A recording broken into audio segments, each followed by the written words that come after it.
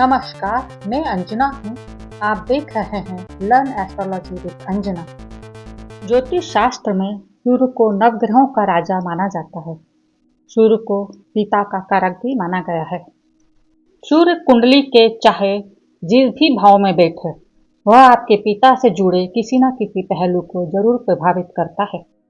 नवग्रह चंद्रमा। ज्योतिष में चंद्रमा मन का राजा माना जाता है। चंद्रमा माँ का कारक है। चंद्रमा मन का भी कारक है।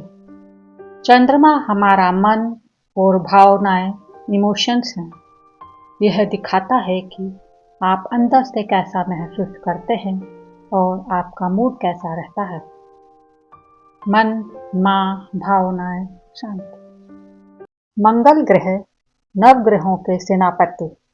मंगल को नवग्रहों का सेनापति कहा जाता है।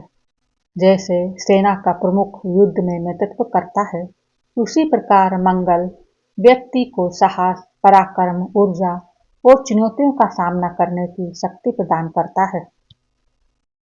मंगल अग्नि तत्व का ग्रह है, इसलिए यह साहस, पराक्रम, ऊर्जा, उत्साह और संघर्ष करने की शक्ति का प्रतीक माना जाता है। इसी कारण मंगल को नवग्रहों का सेनापति भी कहा जाता है।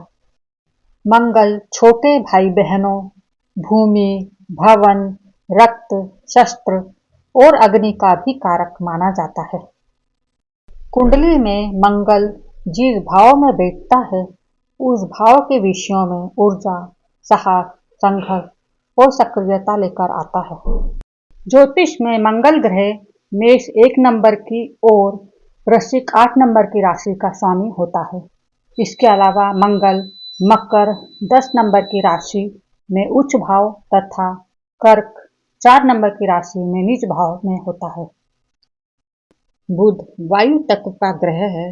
जिस प्रकार वायु निरंतर गतिशील रहती है और एक स्थान से दूसरे स्थान तक संदेश पहुंचाती है, उसी प्रकार बुध ग्रह बुद्धि, वाणी, तर्क, संचार और ज्ञान के आदान प्रदान का प्रतिनिधित्व करता है।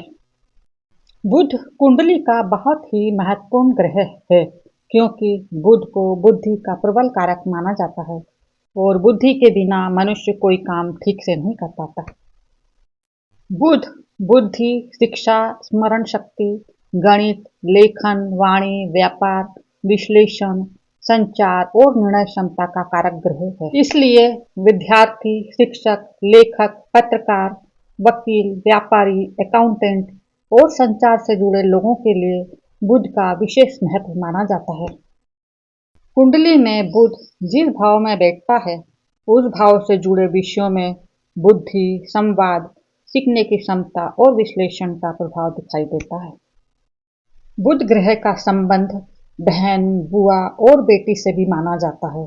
यदि कुंडली में बुध शुभ और मजबूत हो, तो इन संबंधों में प्रेम, सहयोग और सुख की संभावना बढ़ जाती है। देवगुरु बृहस्पति को नवग्रहों का गुरु कहा जाता है। यह ज्ञान, धर्म, सदाचार, विवेक, शिक्षा, भाग्य और आध्यात्मिकता का कारक ग्रह माना जाता है। बृहस्पति गुरु, शिक्षक, पिता तुल्य व्यक्ति, संतान, धन, दान, न्याय, वेद शास्त्र और उच्च शिक्षा का भी कारक है। कुंडली में बृहस्पति जिस भाव में बैठता है, उस भाव से जुड़े विषयों में ज्ञान, विस्तार, शुभ्रता और विकास का प्रभाव देखने को मिलता है। प्रेम और वैवाहिक जीवन, धन, ऐश्वर्य और विलासिता, कला, संगीत, अभिनय और रचनात्मकता, सुंदरता, आकर्षण और व्यक्तित्व, वाहन, आभूषण और भौतिक सुख, मधुर संबंध और सामाजिक लोकप्रियता, आनंद, रोमांस और जीवन का सुख। संक्षेप में कहें तो शुक्र जीवन के वो सारे सुख जो हमें जीने का मजा देते हैं। ज्योतिष में इन्हें न्याय के देवता, कर्म फलदाता कहा गया है, क्योंकि शनि व्यक्ति को उसके कर्मों के अनुसार फल देते हैं। जो कर्म करेगा वही फल पाएगा, यही सृष्टि का सनातन विधान है। कर्म ही सबसे बड़ी पूजा है, यही शनिदेव का दिव्य ज्ञान है। जो अनुशासन के पथ पर चलता है, उसका जीवन सदैव कल्याणमय होता है। जय जय शनि महाराज, आपकी महिमा का सदा गुणगान है। राहु और केतु हमेशा 180 डिग्री पर आमने सामने क्यों रहते हैं? आइए इसकी पौराणिक कथा जानते हैं। समुद्र मंथन के समय असुर सौरभानु ने देवता का रूप धारण कर अमृत पी लिया, लेकिन भगवान विष्णु ने मोहिनी रूप में उसे पहचान लिया और सुदर्शन चक्र से उसका सर धड़ से अलग कर दिया। क्योंकि वह अमृत की कुछ बूंदें पी चुका था, इसलिए उसकी मृत्यु नहीं हुई। उसका सर राहु कहलाया और धड़ केतु। एक ही शरीर के दो भाग होने के कारण दोनों आकाश में हमेशा एक दूसरे के ठीक विपरीत यानी 180 डिग्री पर स्थित माने जाते हैं। क्या आप जानते हैं कि ज्योतिष में एक ऐसा ग्रह भी है जिसका कोई सर नहीं है, केवल धड़ है? जी हाँ, वो है केतु।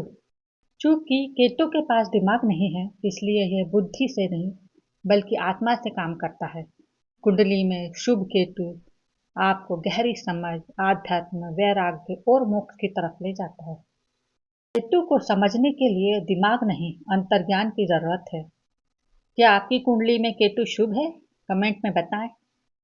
केतु का सिर्फ धड़ है, लेकिन क्या आप जानते हैं कि राहु का केवल सिर है? जी हाँ, ज्योतिष का वो ग्रह जिसके पास दिल नहीं, सिर्फ दिमाग है। चूंकि राहु के पास सिर्फ सिर है, इसलिए इसकी इच्छाएं कभी शांत नहीं होती। ये कुंडली में आपको गजब की चालाकी, राजनीति में सफलता, अचानक धन दौलत और मॉडर्न टेक्नोलॉजी में एक्सपर्ट बनाता है।